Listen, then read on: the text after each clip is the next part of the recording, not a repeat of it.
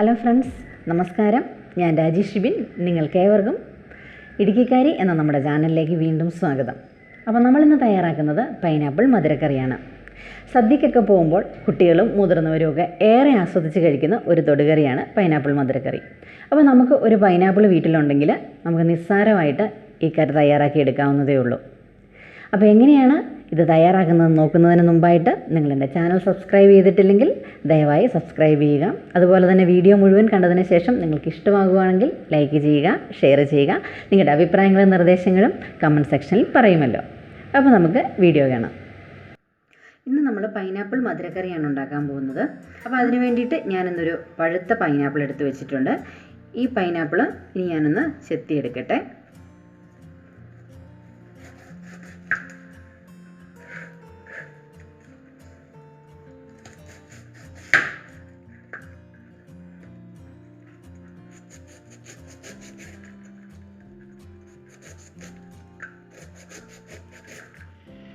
നമുക്ക് ചെറിയ കഷ്ണങ്ങളായിട്ട് ഇതുപോലെ ഇത് അരിഞ്ഞെടുക്കണം. പൈനാപ്പിളിൻ്റെ കഷ്ണങ്ങളെല്ലാം നമ്മളിപ്പോൾ ഈ രീതിയിൽ അരിഞ്ഞു വെച്ചിട്ടുണ്ട്. നമുക്കിനി ഇത് ഒരു കുക്കറിലോട്ട് മാറ്റാം.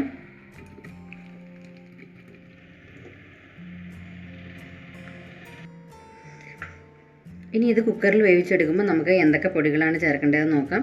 ആദ്യമായിട്ട് നമുക്ക് 1/2 ടീസ്പൂൺ മഞ്ഞൾപ്പൊടി നമുക്ക് ഇട്ട് കൊടുക്കാം.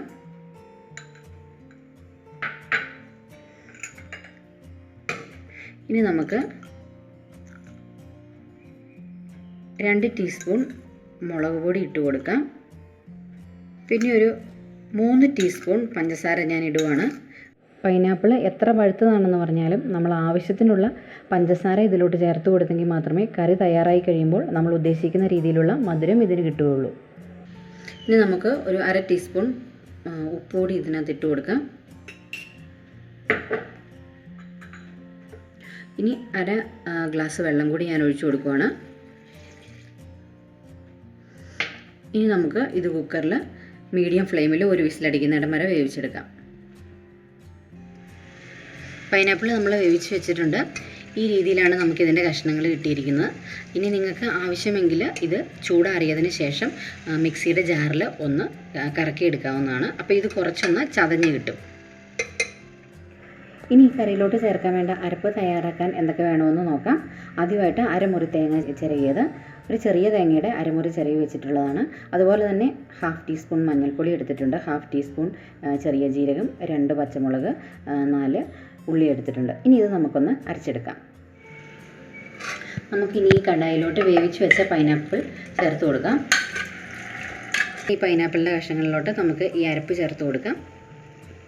ഈ ഒരു കൺസിസ്റ്റൻസിയിലാണ് ഈ അരപ്പ് അരച്ചെടുത്തിരിക്കുന്നത്.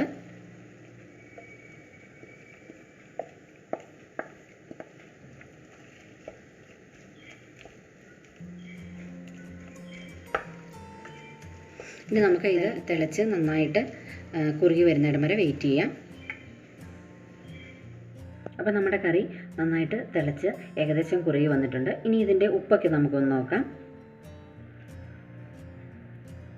ഉപ്പൊക്കെ ആവശ്യത്തിന് തന്നെയുണ്ട്. ഇനി ഈ സമയത്ത് നമുക്ക് മധുരം കൂടുതൽ ആവശ്യമുണ്ടെന്നുണ്ടെങ്കിൽ ഇച്ചിരി പഞ്ചസാര കൂടി ചേർത്ത് കൊടുക്കാവുന്നതാണ്. അപ്പം ഞാൻ എന്തായാലും 1 സ്പൂൺ പഞ്ചസാര കൂടി ചേർക്കുവാണ്. പഞ്ചസാര കുറച്ച് മേലോട്ട് നിൽക്കുന്നതാണ്, പഞ്ചസാര അല്ലെങ്കിൽ മധുരത്തിൻ്റെ ടേസ്റ്റ് കുറച്ച് മേലോട്ട് നിൽക്കുന്നതാണ് കറിക്ക് രുചി കൂടുന്നത്. ഇനി നമുക്ക് ഫ്ലെയിം ഓഫ് ചെയ്യാവുന്നതാണ്. ഈ ഒരു കൺസിസ്റ്റൻസി മതി, കാരണം ഇത് ഇരുന്ന് കഴിയുമ്പോൾ കുറച്ചുകൂടി കുറുകുന്നതാണ്. അപ്പോൾ നമുക്ക് ഫ്ലെയിം ഓഫ് ചെയ്യാം.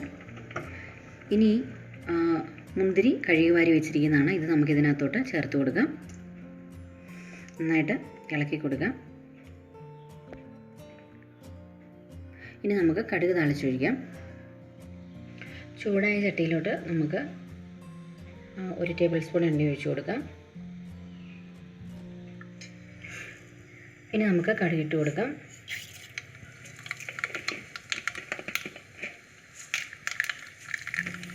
ഇനി അരിഞ്ഞു വെച്ചിരിക്കുന്ന ഉള്ളി ഇട്ട് കൊടുക്കാം. 5-6 ഉള്ളിയാണ് അരിഞ്ഞു വെച്ചിരിക്കുന്നത്.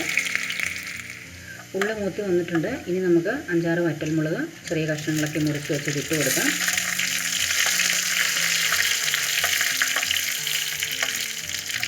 ഇതിനോടൊപ്പം തന്നെ കറിവേപ്പിലയും ചേർത്ത് കൊടുക്കാവുന്നതാണ്.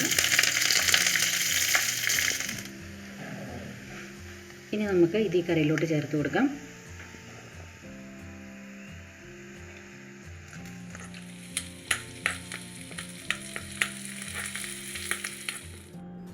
നമ്മളിന്നുണ്ടാക്കിയ പൈനാപ്പിൾ കറി സെർവ് ചെയ്യാൻ ഞാനൊരു ബൗളിലോട്ട് മാറ്റിയിരിക്കുകയാണ്.